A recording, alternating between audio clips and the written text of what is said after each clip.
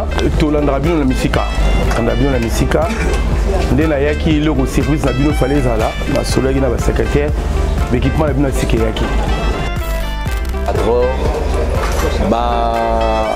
à la plongée, dans la pratique, ça fait très mal. Et moi, quand j'ai suivi ça, je pense que c'était hier, je me suis dit, mais j'aurais des sérieux problèmes dans mes parents. Il y a qui est ces parents qui pourra accepter que son fils aille intégrer le milieu ou abuser dans mon anaï. Alors par là, j'en profite pour dire que chez nous, ce qui est que vous allez l'entraîneur Moko, à comme un jour, ma pratique na banao ya biso, non seulement à vous allez exclure, mais même de défaire devant la justice. Je crois qu'on est en train de suivre, il y a une équipe de surveillance, il y a des gens qui surveillent, que ce soit les parents ou les comités, nous suivons les enfants pour les encadrer, que ces enfants ne puissent pas tomber dans des bêtises. On suit même le comportement des entraîneurs, on le suit. Au cas où il y a un problème, on sait soulever et essayer de corriger, parce qu'on ne sait jamais, nous sommes des êtres humains et il faut toujours être prudent. Biso toza na cellule mobimba oyo esaka suivi ya ndako na libanda bana comportement na bango na terrain na libanda ya terrain.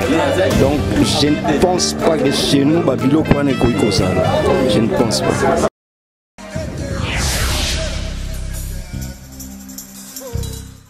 Bapesaki kombo ya équipe kombo nango nini?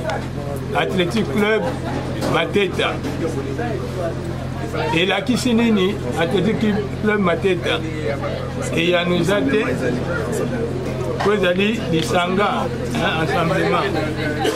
Siège à équipe, la PC numéro 1, avenue Gonzi, numéro 704, commune de Lemba, quartier commercial. Couleur équipe et l'attaquant. Terrain où l'équipe a salé l'entraînement, combien de terrain m'est fait. Date où a salé l'équipe, le 5-11-2022.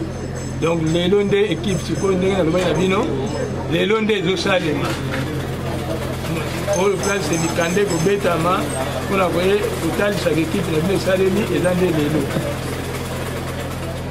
Et puis, à tout équipement, Varese, Oyo, équipe à Danango.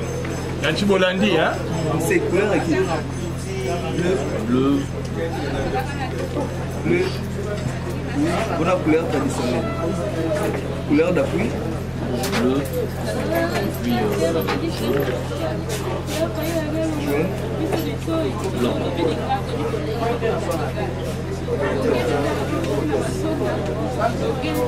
On est acquis première assemblée de Bisso, assemblée constituante. Abisso on a botami balia kara bamela. Tebe l'équipe ne sont pas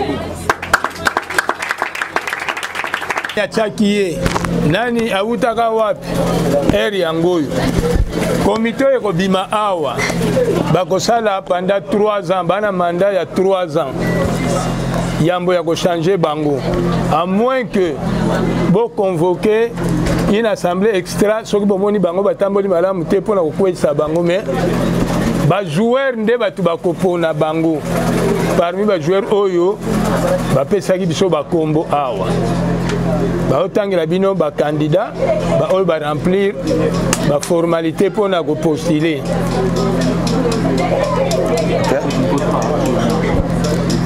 Nous a postulé la place du président.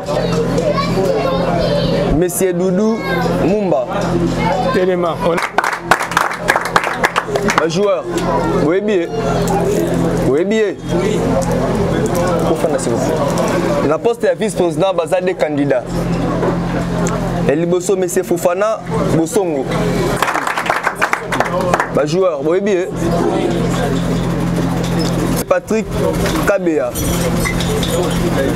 Absent. Un joueur, bah, bien. Oui, bien.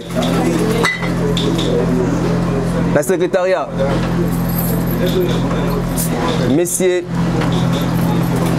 Ogi Kindeke.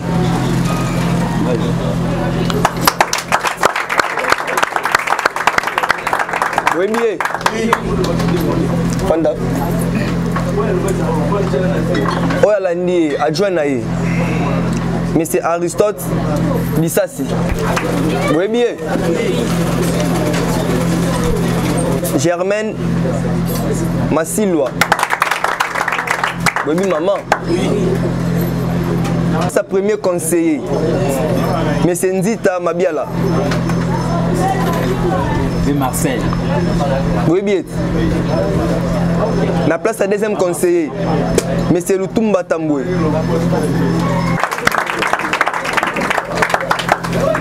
Oui bien. Davos Bofumbo. Banos. Banos Bofumbo. Bajoko oui bien. Et enfin la place à quatrième conseiller mais c'est Joe. Joe. Voilà. Kagaba. Oui bien. Quand on le vote, mode de vote. Nous avons les étape où ils allaient vraiment Yamotuya. Joueur to bengaki ba combo. O to bengaki ba combo. Bango ka bana droit ya ko voter bato yo to présenter bino awa. Bozolanda soki combo no ezali awa te ko tombola musapité. Continue. Mode de vote au ça les a à main levée. Si on attend un combat candidat, on a voté au tombeau de Galobo. Et au Kani, Mumba comme président, il y a assez Mateta. Bané Balingier. Ouais, Lingier a tombé le boko. Ouais, Lingier était à quitter le boko. 1, 2, 3, 4, 5, 10. Ok, ça.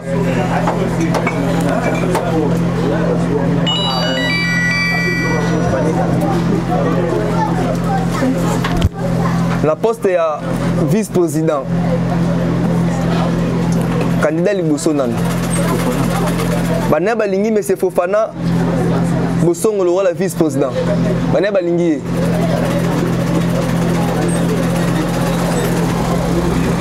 Une, 2, 3, 4, 5. Yo te papa. Kofrole Tero.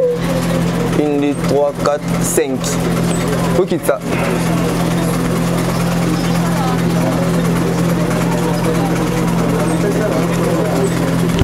Car à la place, il y a un vice-président, il y a mis Balé. Bané Balingi, mais c'est Patrick Kabé, le vice-président. Bané Balingi.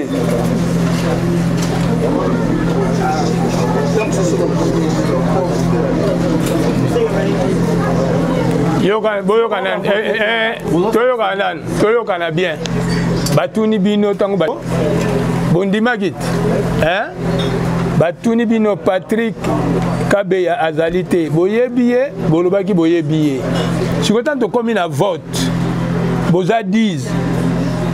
Vous votez vice-président Fofana bino batumi tanu pamba.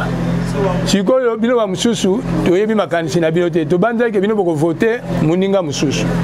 Batuni bino siko Patrick Kabeya banani bako voter ye banani ba o ba ngi ba voter Patrick Kabeya.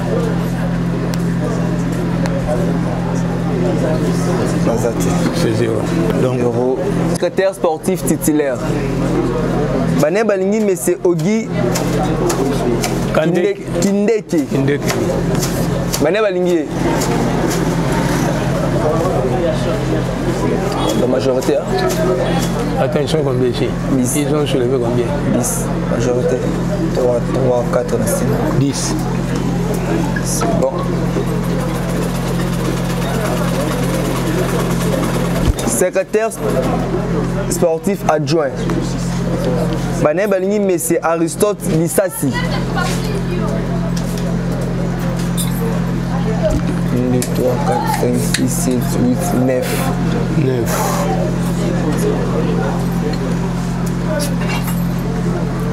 La poste est trésorière. Madame Germaine Mansilwa. Bané Balingi.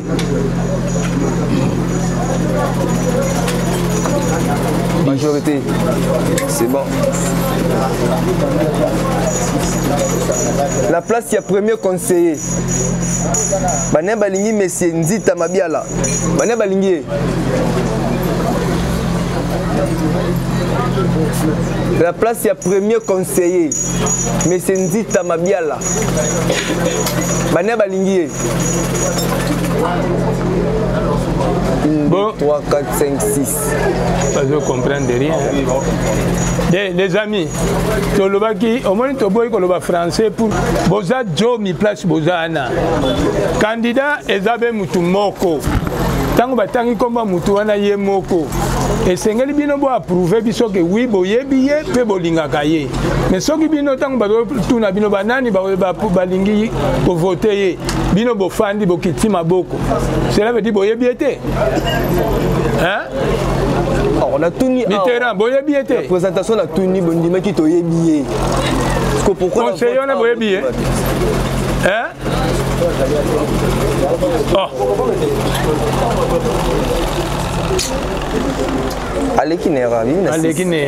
Faisons cela comme ils sont candidats uniques.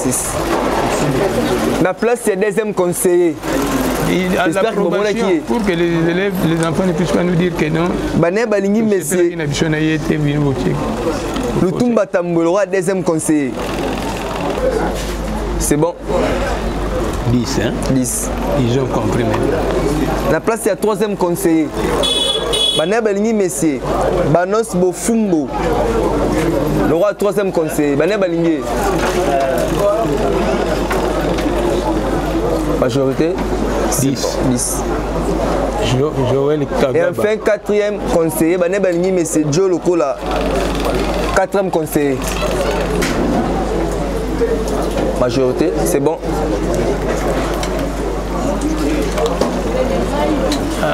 Après vote. Par résultat, et puis Sibiso Boye. Élu comme président, il y a Athletic Club Mateta. Monsieur Doudou Mumba.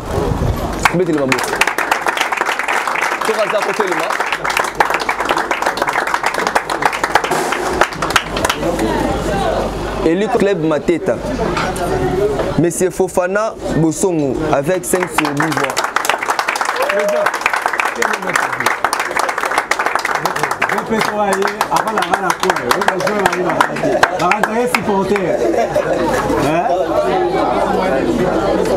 Élu comme secrétaire sportif titulaire, Monsieur Ogi Kindeke. Monsieur Ogi Kindeke.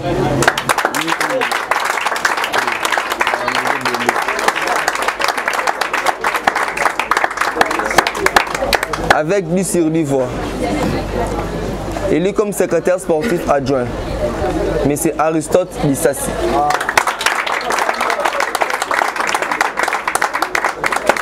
Avec 9 sur 10 voix. Madame Germaine Mansilia. Avec 10 sur 10 voix. Kamia Bank.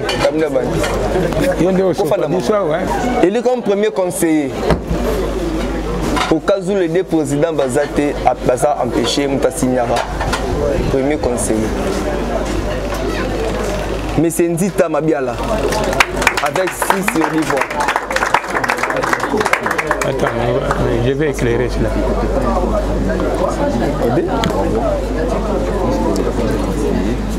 Élu comme deuxième conseiller, M. Lutumba Tamboué. 10 sur 10 voix. C'est qui? Par rapport au premier conseiller, M. Lutumba a 10 voix sur 10. Hein? C'est lui qui devient automatiquement le premier conseiller. Donc M. Lutumba est le premier conseiller, suivi de M. Parce que lui, il avait 3. Hein? Oui. Non, hein? Mais c'est Nzita Mabiala a 6 voix. Le reste des conseillers ont au moins 10. Oui. Donc Nzita Mabiala devient 4e conseiller.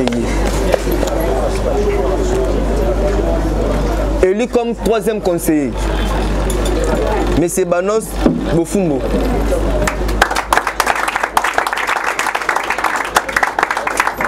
Et enfin, élu comme 4e conseiller, M.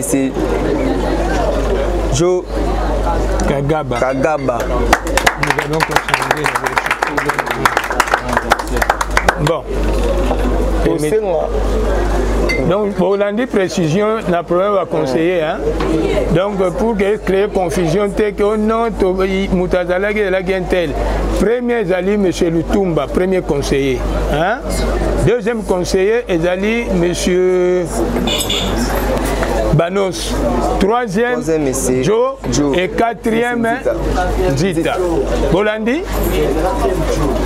Non. Non, par rapport, il y a ma voix. Ma voix, ma nombre de voix. Mais c'est Zita, 6 voix. Et le reste est le conseiller, bah, 10. Donc, il y a d'office, il y a souka, les colonnes. Tu conseilles dans le comité élu, bah, on va présent. Battez les mains.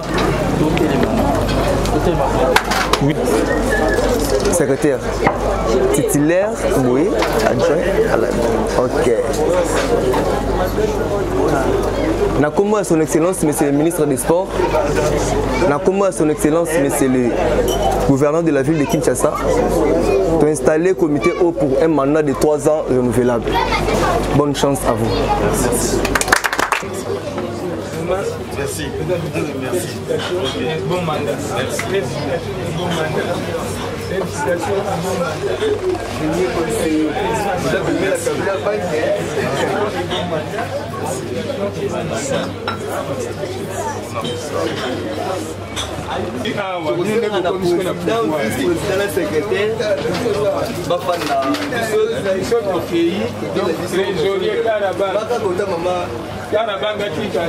Le secrétaire, les 2 présidents, quoi au nom de Nakombo ya comité Nyonso nde to sangani na bao ba travailler ki liboso na biso bato to kota sika to sengi na bino d'abord merci ndenge bo répondre à l'invitation na biso to remercier bino et na kanisi était to rappeler bino objectif na biso objectif est ali pour s'occuper na bana bakende nzinga te bazala na mobulu te bana balanda nzela ya kelasi et puis na sport ya lokola seconde chance oyo bafondateur bakanisaki mpona koofrire bino surtout na makambo etali football donc totiaki classe liboso et puis makambo ya bale na makambo ya classe tokotika te tokontinue kolandela.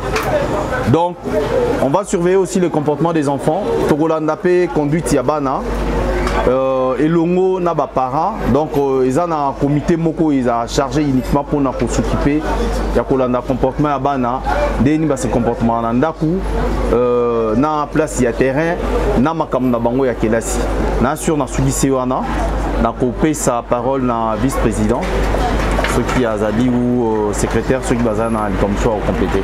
Merci. Bino ndenge vote leki mingi koloba eza te po président asi alobi nyonso ngana ko martele kaka mingi likambo ya classe biso nyonso tolekaki na niveau oyo tozalaki tozobeta bale tozotanga pe donc objectif na biso eza vraiment wana classe et puis sport et peut-être ceux qui sait aza pe na eloko koloba pas compris.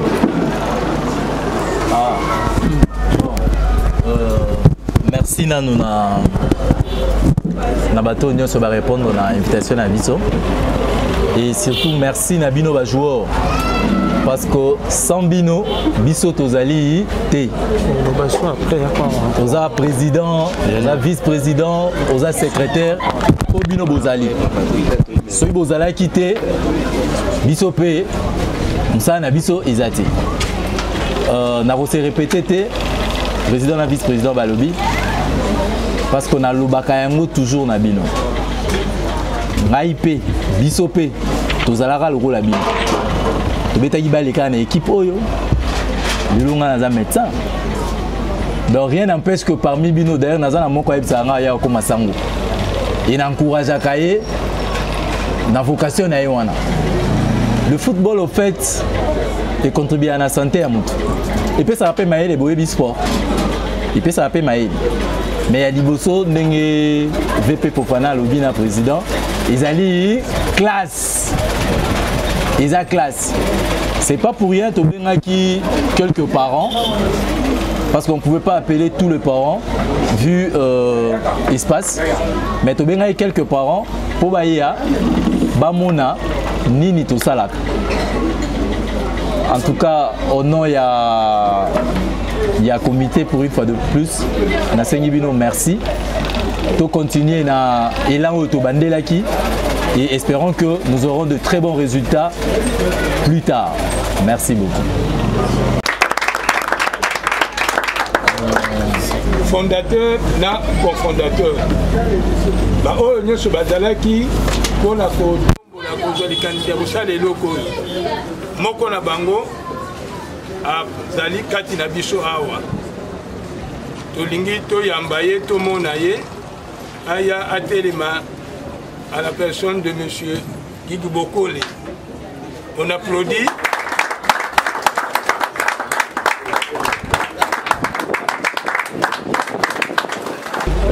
Bana tolandra bino na misika tanda bino na misika nde na yaki loko service na bino fallait zala na solaki na ba secrétaire l'équipement na bino sika yaki pona musala malamu bo sala to bino équipement na bino sika bo continuer toujours na loko wana betana mama bo pona ka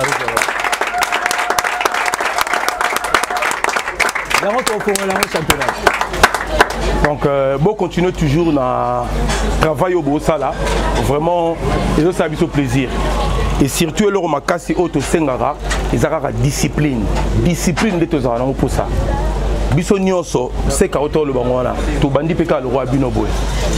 Le autre l'équipe, il y a le bien adopté, on a peine à financer, on a l'Europa Musica. Donc, tout ça toujours, on a exemple, on a au biso de Zaginde, Bozali Boy, Bossala plus que biso. Bon continuer toujours bon discipline là surtout boto aussi nandako parce que bal tambolo on a discipline zakati na kati terrain libanda nandako soki discipline zate biso pe a sanction ça donc to continuer ka bongo na ba résultat nyonso bo pe sabiso vraiment coup de chapeau na bino merci. Alors comme nous vous l'avons annoncé au début que nous allons assister à l'Assemblée générale élective de l'Académie Mateta.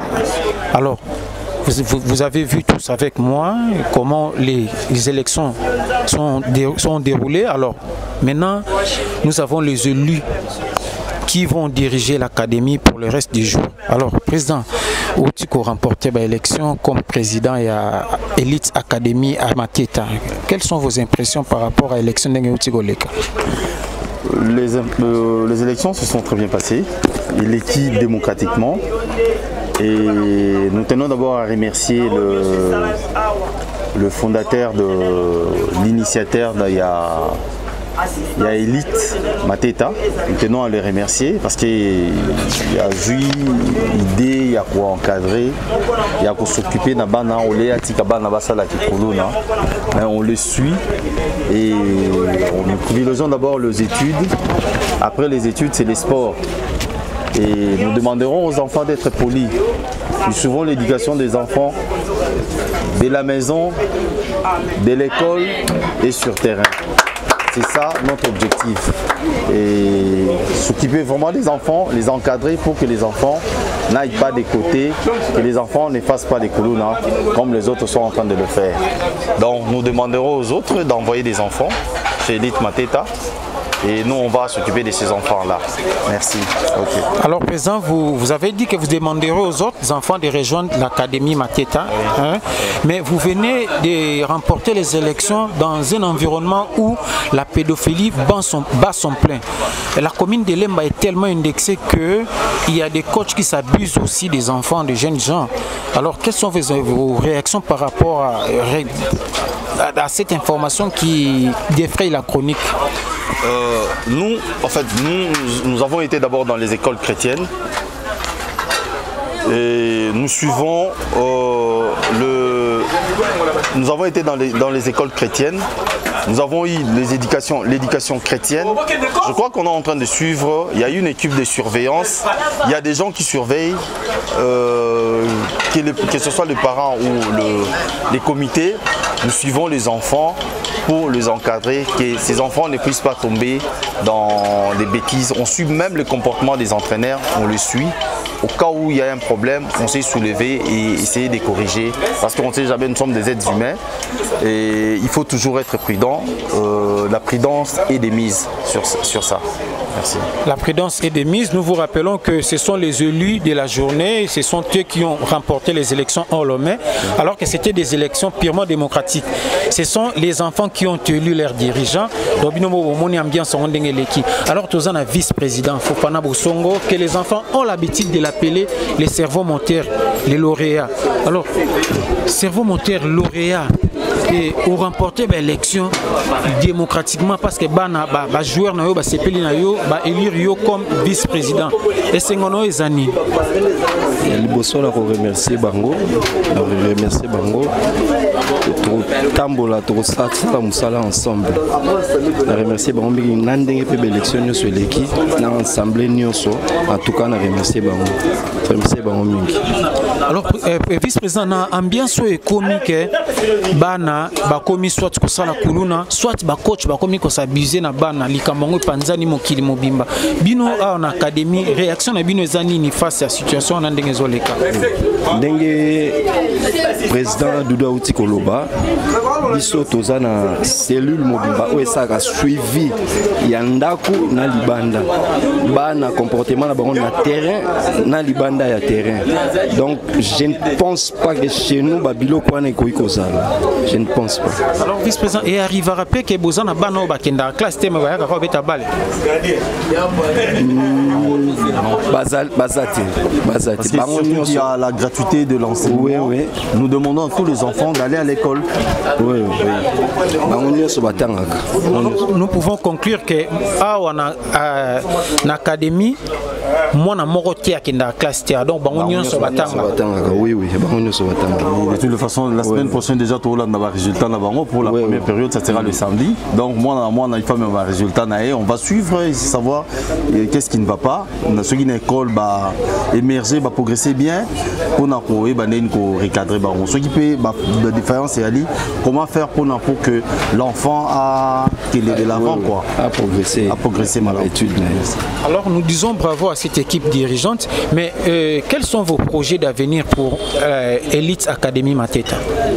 Je ne sais pas si le président qui va répondre. Je laisse la parole au président. C'est à vous de nous dire quels sont vos projets d'avenir, votre vision, ce que vous avez comme programme pour la jeunesse de l'élite. La vision, vous savez, il y a le phénomène Kuluna. C'est parce qu'il y a délaissement au niveau des parents. Il n'y a personne qui suit ses enfants. C'est ce qui fait qu'il y ait une montée des criminalités dans la ville de Kinshasa. Or, s'il y a des gens qui font la suivi, nous on le fait bénévolement pour le moment. Pour le moment, on le fait bénévolement. On est en train d'encadrer les enfants de Lemba. Nous sommes de Lemba, nous avons grandi à Lemba. Nous savons ce que Lemba représentait dans l'ancien temps. C'est ce qu'on essaye de remonter et reprendre tous ces enfants-là. Les enfants de bas âge dont nous avons commencé à partir de 12, 13, 14, 15, 16. Si ces enfants-là ont une très bonne éducation au niveau de l'équipe et avec le suivi au niveau de la maison et l'école, je crois que les enfants ne vont pas tomber dans le phénomène Kuluna. C'est ce que nous sommes en train de faire pour que ces phénomènes-là ne s'assoient pas chez nous. C'est aussi une façon pour vous de combattre les phénomènes Kuluna. Mais alors, vice-président, président Alobia Kebosa Lango bénévolement pour le moment, c'est que comme payant dans les jours qui suivent. Oui, je pense, oui. Dans les jours qui suivent, vu la charge dans les prochains jours et aux alas, avant qu'il faut adhésion et puis merci beaucoup. Donc, merci Nabino. Merci vice-président. Comme prévu, nous avons le nouveau secrétaire qui vient d'être élu à la tête de l'Elite Academy Mateta. Premièrement, quelles sont vos impressions? Tomoni vous a élu donc à 100%, comme si on peut le dire comme ça. Et c'est un des années où on a banana yo, batomboli maboko bango nyonso pour nous élire yo. Bon, donc le vie baza pena banana ngai hein. Baza bana il pas bango na rôle papa. D'ailleurs parmi bango moko zawana aza fiel na ngai. Donc aza parrain na ya baptême. Alors nazo bango au même titre que bana o ya ngai. ndenge la motivation et la candidature c'est l'encadrement de la jeunesse. Ce sont des jeunes. J'ai été aussi jeune comme eux. J'ai été jeune comme eux. Il faut la valeur où on a transmettre en OP auprès de Nabango. Donc par rapport à ta question, c'est un sentiment de joie. Et je savais que Nalinga Bango Mingi, on peut Mingi. Et voilà pourquoi ils ont porté leur voix sur moi. Alors, ils ont porté leur voix sur vous.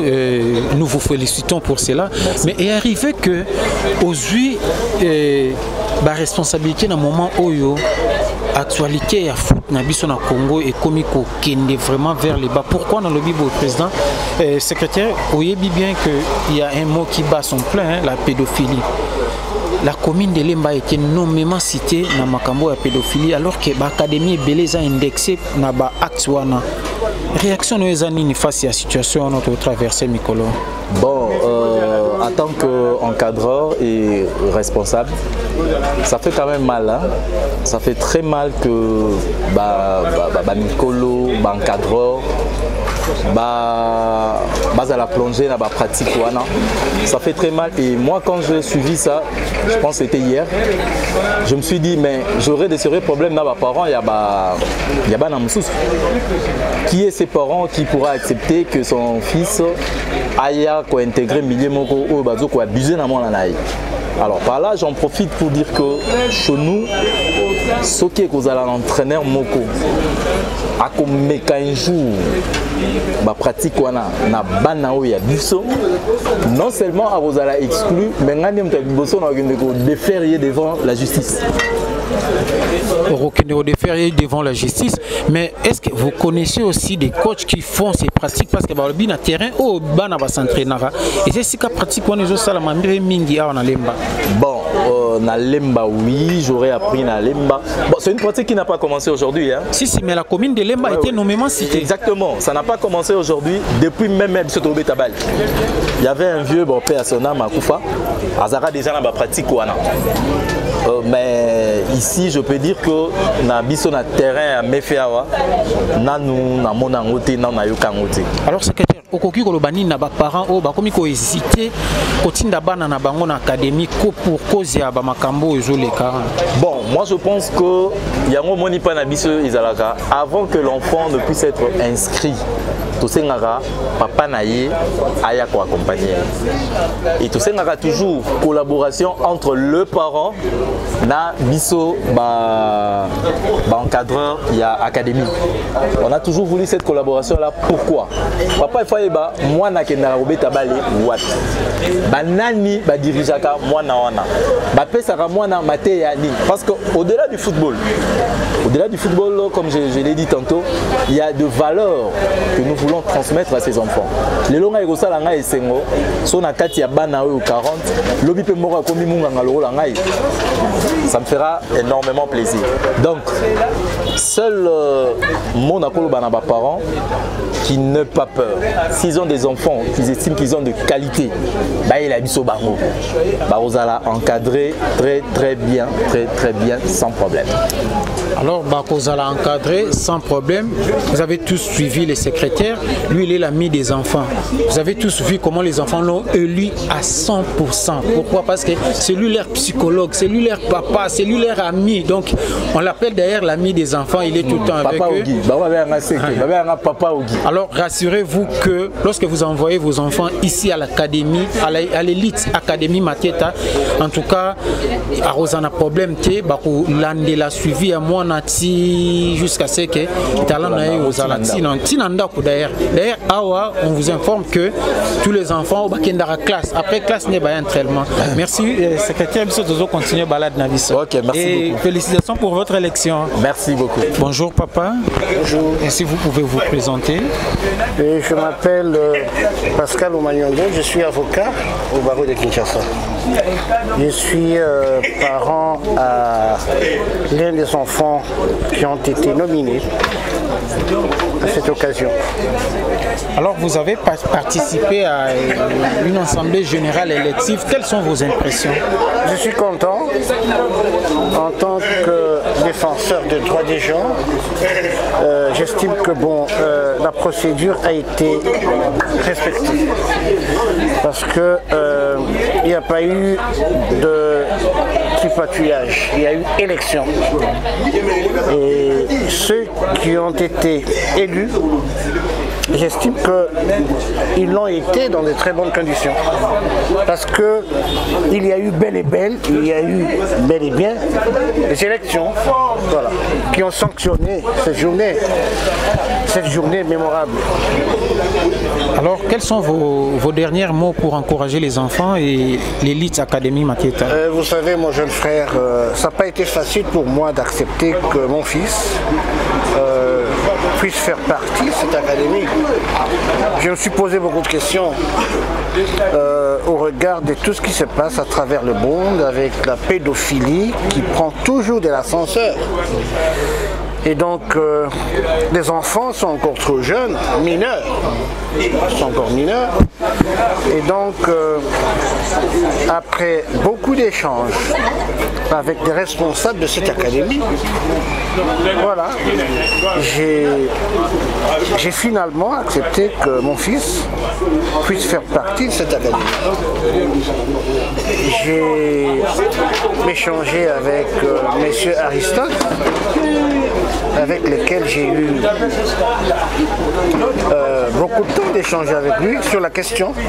Il m'a rassuré, il m'a garanti que bon voilà, même à leur niveau comme responsable, ils veillent sur la bonne conduite des enfants au niveau de là où ils sont, au niveau du sport. Voilà. Et donc, moi j'estime que bon, nous devons donner la chance aux enfants qui ont ce talent-là. Au-delà du fait qu'il y a des études, oui, mais chacun naît avec talent. J'ai vu Enoch, mon fils, qui a du talent par rapport à ça. Je me suis dit que bon, qu'on lui donne la chance d'exploiter ses talents. Peut-être c'est là sa destinée. Mais bon, cela ne m'interdit pas d'être rigoureux par rapport aux études, parce que moi, j'étais sur le banc de l'école, je ne peux, même si aujourd'hui il devenait un joueur mondial, j'estime et je voudrais qu'il soit d'abord un télo. Parce qu'en étant intellectuel, même si aujourd'hui il devient international, il aura le bagage requis pour savoir faire le jugement des valeurs. Nous vous remercions, papa. Merci beaucoup. Merci. Je vous remercie vous aussi. Merci. Maman Tomonio yé awa na assemblée générale élective ya Elite Académie Mateta. Oyo kosala nini se présenter non po ebisa biso yaki kosala nini awa pe olandaki nani? Nga nazali maman ya Van Manto na Nedved Manto. Van aza mwana nga liboso. Assemblée générale élective ya Elite Académie Mateta se présenter ebisa biso yo zanani pe oyaki kosala nini awa? Nazali mama ya donc comme on a maman Elise Kapina. Nazali mama ya Van Manto vous Kimba na Nede Manto. Baza bana mibale babetaka awa na Mateta. Na landine bana po babetaka awa. Olandi mwana babetaka awa. Nini okoki koloba pona ndenge équipe ezotambola yo moni impression na eza nini na o nyonso moni eleki awa pe ndenge bana babetaka na terrain mona rango ndenge nini? Vraiment na sepeli makasi. Mateta vraiment 10 sur 10. Bana na babana ko beta bale lelo te. Baza ko beta na yolo la toza na yolo. Babana ko beta ko bakena ngo équipe bakena ko beta babale. Daka ko zo ba pese bo pe bateni ba beti me batika ko inviter nga ta mko moko tende Mateta invitanga comme si bana na ba ko beta bana bazo beta et ça nga pe bien. Ba luti musika me na lemba ni na komi ko landa ba una ye vraiment Mateta etika beauté ezala vraiment ekende liboso to mona pe fui yango bana ba bete la kabale. fui wana nde toli tomona ngo bana donc na habité sur le baba teta ni vraiment première fois nga na vanda mais bana ko beta ba vandi sangate na vandi boye na vanda te donc ba tete ke boso na sepene ba initiative na bango bazali bien makasi mais ke ndeli boso ko ça.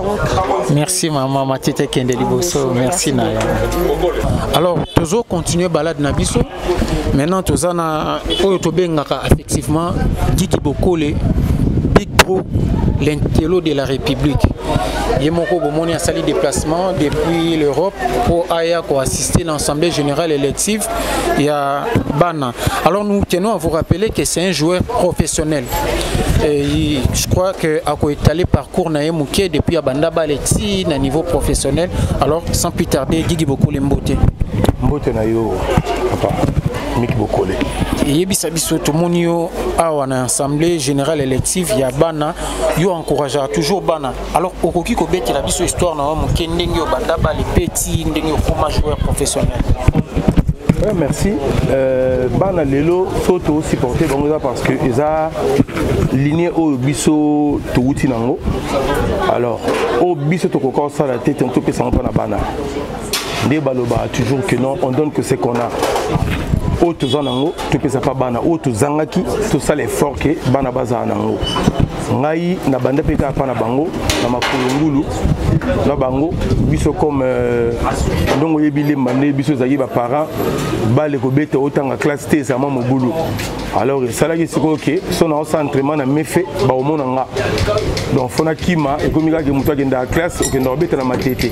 Donc on a tiki les as na kena nunga sport on beta na nunga sport pour baye baka tena na ko kena beta balé c'est un peu ça donc na yé na les as to bandi balé na les as après les as nunga sport na ke polino na kena watam forest qui ba westam ici ndo moni nyonso ndenge za kiango. Alors un parcours élogé et au kokiko signaler na ba internaute puis ba téléspectateurs na biso ba ke aux alara biter pe na FFK na Kinshasa.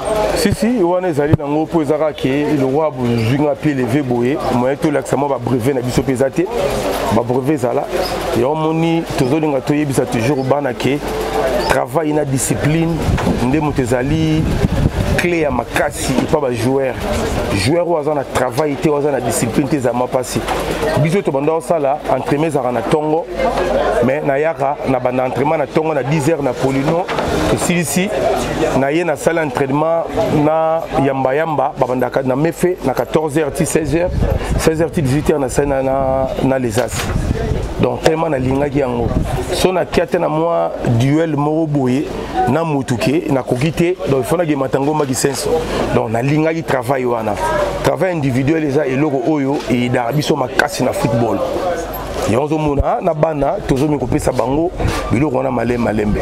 Alors le lobo zo mika ko encourager bana yo oza joueur monene oyebani mokili mobimba mais oyo okuta siko bale lelo komi na contexte moko oyo commune na yo oyo botani eza indexé na makambo ya pédophilie réaction na eza nini tango zo okuta ke ba parents ba komi ko banga kotinda bana na bomba ya obeta bale pona makambo ya pédophilie oyo lemba batu nyonso ba komi ko laksango misaki réaction na eza nini?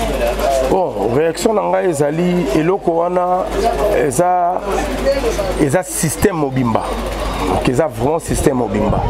Alors biso le roi tous en bana il faut to banda ko enseigner bana malem ba comprendre on plutôt yebisa ba parents que biso awa tolérance c'est à zéro na makambo wana yango to wana ngote to linga ngote bana il faut bazala na bakola toujours na nde ba mise à leli balanda toujours liné au biso to kendelaki ya robanga nzambe ya koyeba kubanga ba parents ya rozana discipline pas entraîneur et puis ya osala musana ba toujours kitoko biso to rassurer ba parents que makambo o bino bozo yoka to bomona et pas na biso awa na élite mateta ya osala te donc c'est un peu ça boyoki ba rassurer bino ba parents boza réticent pour na tinda bana na bino awa eza école de formation Elite Academy Mateta boyoki le professionnel le big bro l'intello de la République Didi Bokole yemo a confirmé bino ba parents que boza la réticente botinda bana na bino baya ko beta. Alors ba impression nini otikala na ngoto ba ko équipier nini oyo na football ba marka yo makasi soki okikotangela biso moi quelques-uns na parcours na yo. En tout cas, ils ont vraiment mon makasi. Na baza vraiment donc joueur baza vraiment ébélé parce que les leçons na bandi kotanga na ko bossa na ta batumsu parce que batumsu na beti na bango mais ba o mususu na beti pe na bango te eza ma pas mingi mais ko beta na lisolo ma mukie bato na beta na bango tous avons ba joueur lokola ba ozo beta contre bango mais ozo na 5 joueurs ozo beta tous on a des militaires moko Congo zo makasi ba na sodicraf ba evita kabona nanani kabona na international mbayo. En tout cas, ils allaient vraiment aux Sozomona, au monde maintenant, les militaires, les Balé. Tout ça, les joueurs rebelles, le Fobongeli, et Aza Moutoyo, Ayebagi vraiment balené ma casse parce que Abandi Nabiso, Azagi na minime Nabiso, na junior Nabiso, mais tellement Azagi na talent ma casse. Ndi aya to commander pour beta place mon côté to kinane na polido si à sala parcours nous sommes menés à sala tous en là le faux tous en là je défenseur monsieur Zaki zo beta zo kana lenga o mone boy ba bageta di kilo tous en là ba kisombe na ba garder tous en là ba mayala tous en là ba tout musuba yaki ba jiseta meki ba roya na sima ba matumo na room et le ko na ba trésor pour tout diable tous en là ba Diego Isomi tout ça là joueur vraiment mingi parce que monsieur c'est pour moi on a tourné Zulu tout ça là bango tourné garder nos quoi chege tout ça là capitaine on va dégilouyer tout ça là tout sur le rabat vrac tout ça là lebo bazagi on a sima tout na makenga donc tout ça là tout bazagi tellement ébélé à makasi surtout tout le temps à sikoyo ali c'est ça vraiment moulai na temps on a biso to bimisa vraiment joueur parce que ça le roi aux obeta le temps biso to obeta tout ça na borosa na 2 matchs la semaine mais ba tcheli bino coupe du Congo na 4 toli na foot donc borosa se retrouver na 3 matchs na semaine OK bobeti match mo boké pe ba Congo bo sisi boké donc to tambola pour na mamba football mais lelo par contre lelo on a rolo ba mo muké o na zana ngo bon na éviter ça c'est ma sikame pour na ngai football fallait tika la ndeza ikala ndé bando ça la force à football mais le joueur vraiment bima abimé même sur na ligue D au sentir que bobe ta différence c'est ça na baton na biso taki so yata ba vétéran au sentir que différence mo joueur mo rabeta na stade aillé so ça na cité et peut sa différence ya makasi to ça ba so mon ba joueur le ba Saddam Liswa Saddam Tsalongwe abeti na mateta akena ba Manning Rangers bo sentir que au mon joueur ka uti na formation makasi ma tête a obéi ba joueur tozala na ba père son nom Pichoko dans les quota tozala na ba biliswa tozala na bosongo boss tozala na ba Pichokongo poyo to utine na nunga soma kongulu bobaninzela moko ayepe na mateta toyene na polino tsa ke vita imana donc ba joueur bazali na temps on ezaki ma que parcours et agi bien au coup no beta na joueur mo le roi babi au mona azata na mayele oyozo ngo sala zana non mais lelo siko to ko bimsa so ba joueur wana te voilà. Alors to komi ko cité to moni otangi parcours na yo ndenge l'équipe ba coéquipier o ba marka yo na carrière footballistique na yo mais tu remarqué que après terrain olingi kaka kozana terrain donc du coup lelo comme vétéran à chaque fois week-end oza toujours sur le terrain parce que tozo mona ba Amiral Emungu Patou Makungu Brice Meter Thomas Mbouya de London JC Mungu Ioli Konga Malik Arafat na big bro John Ross Bachelor ya Mama Liliana Awel na Londres noblesse Zalara moko bango nyonso wabi air nyonso week-end yo Zalara na terrain yebisa biso sko osala nini pour garder toujours force wana ya retenir car na terrain pendant 90 minutes isusu mais en tant que vétéran cette fois-ci et loko osala biso zali lelo a to robeta ba vétéran mais na bato nyonso yo tangi baza ba staff retrouvaille le tous en équipe autobeta championnat lilo na Londres toi premier la ligue na biso nga nazali pe joueur le naza joueur entraîneur président na biso ezali JC Mungu vice-président na biso ezali Malik Arafat fondateur na biso toza na Ioli Konga aza na kati wana toza na Brice Meter coordonnateur toza na capitaine na biso mibale toza na capitaine Moronda toza na mot de passe Jean Mopassa toza na batozi mbongo toza na entraîneur na biso musu Stéphane toza entraîneur na biso musu na bengaki grand médio donc ye na yebisio qui GT Max moi na non donc équipe a retrouvé tozali quand na bolingo tozana ya foot to sala rande nini to garda bana to encadrer toujours ba jeune nde to encadrer ba jeune nde to encadrer ba jeune pe na Londres équipe ali to beta championnat nazate mais lobi na tongo to na match championnat donc championnat ma ligue nde ligue ezalaka wa donc to beta pe ba FA Cup to beta pe donc to vraiment la ligue quand na mour wana tozana nango vraiment retrouvailles cours des grands la musique na zana bino ensemble donc voilà c'est un peu ça retrouvailles cours des grands na musique Big Bro l'intello de la République à Zanabino ensemble. Alors tu profiter de l'occasion pour nous remercier tonton Mabanza Di Vambron, Alain Amundala Gaulois Nakata Suède, grand prêtre Miguel Mbongo, grand prêtre Miguel Mbongo, merci au Tindaki Tomonaki et Landry Bissidi Chilombo, le président. Baction Zomon en a bientôt au Laxaba Action, Dengo Tubong Sabapon, Landry Bissidi Chilombo, Ndoya président. Alors Alpha Monde qui a Laetitia Ekoulé, merci. Merci Nabino Bignon Sobat pour la continuer à Kolanda émission Nabiso Lobato Kana Goshen TV. Alors Guigui Boko l'intérieur de la République.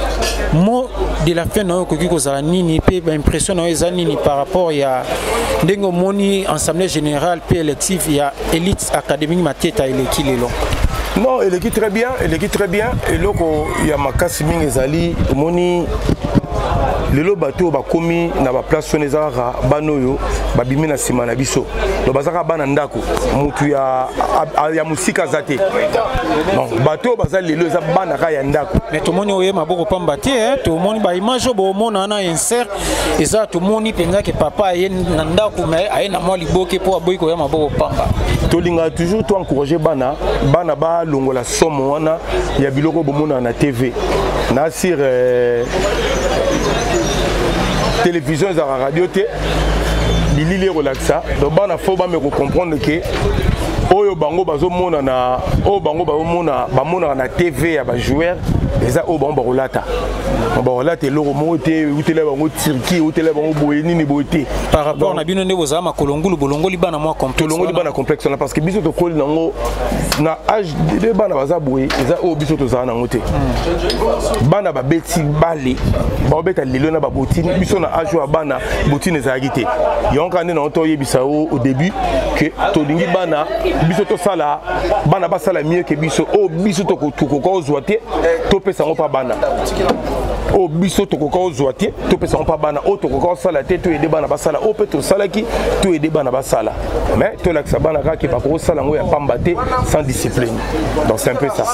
Alors voilà la raison pour laquelle nous faisons appel na bino bato bolingaka bale bomon lelo bamboka monsieur ezotelema po babanzina bana mikie ba équipe de jeunes équipe ya talent ba jeunes bozoza ba omna mketi ba okoma mikolo omona que équipe wana ezala une équipe nationale où ezana cohésion bana ba ko évoluer bien bomoni bato biso tozo benga ba bien-être universel ndenge nini ba se soucier pona bana ye abetaki makolo ngulu abetaki na terrain zelo na moyi mais alingi bana na biso ba évoluer sur na ba conditions moins bien pourquoi pas Congo pelobi et participer na Coupe du monde et puis et ça la prestation moko ya malonga et tout tika kozala ba figurant donc toke Coupe d'Afrique to zo rapper to rattraper ba coupe to ya na ngope na mboka ndenge ba mboka misusu zo sala alors pour le faire il faut to se baser plus na football ya ba jeune alors to remercier yo Big Bro l'intello de la République nous on dit ko sa interview oyo nous profitons de l'occasion pour nous remercier coach Modizo et to profiter pour remercier sous Blanchard Bokole Big Bro sogi koki ko ebisa pe baninga misusu batikali baya ouais en tout cas moi à fin on a loba to ko sala loko te pona ko remercier onga benga ba papa tout ça na coach Vala coach Les Blancs bateau tu travailles toujours en collaboration tout ça na Zetou oyo bato tozana mpanzi wana oyo tozama veja kula bato tozara boy vraiment toko lekate pour nous remercier bango parce que bazwaki idée bazwi vision biso tozi vision na to tamona bango ensemble parce que bango nde mutu basonga biso bakamba biso ndeza boy merci na bino ba coach Mibale les blana et voilà bon continuer toujours na kibomoko na biso pour na académie et que toujours liboso merci. Merci et puis merci Nabino Batbozwaki Temps et Rolanda Goshen Mediaset. Tous ces Nabino vont continuer à s'abonner massivement et Bino pe parents oyo boza réticents pour notre d'abana na Bino boye bake awa nous combattons la pédophilie. Ce sont des cas isolés au bo qui commis à l'embetang et talami. Donc ce sont des cas isolés, nous vous exhortons et routine d'abana na Bino ba continuer koya et puis boutique à la brancher. Te remercier Blanchard Bokole na coach Modizo. Merci à la prochaine occasion. Bye bye.